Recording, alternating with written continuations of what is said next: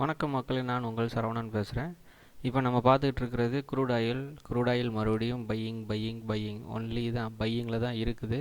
18ஆம் தேதி கொடுத்தது இன்னும் பையிங்லேயே தான் இருக்குது. நம்மளுடைய ஸ்டாப் லாஸ் அதே தான் 5841.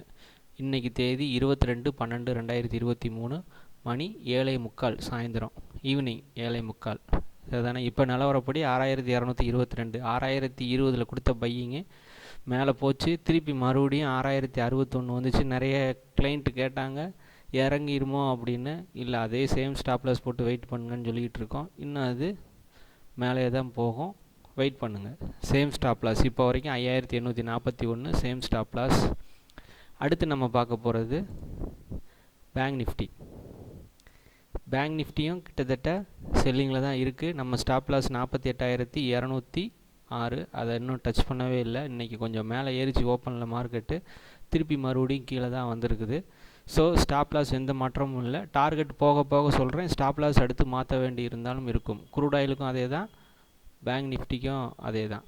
ஸோ நம்ம வெயிட் பண்ணி பார்ப்போம். நான் செபி ரிஜிஸ்டர்டு டெக்னிக்கல் அனாலிசிஸ்ட் கிடையாது. ஸோ இது ஒரு படிப்பதற்காக மட்டுமே. இதை நீங்கள் ட்ரேடிங்கில் இன்க்ளூட் பண்ண வேண்டாம். ஓகேங்களா? Okay, thank you.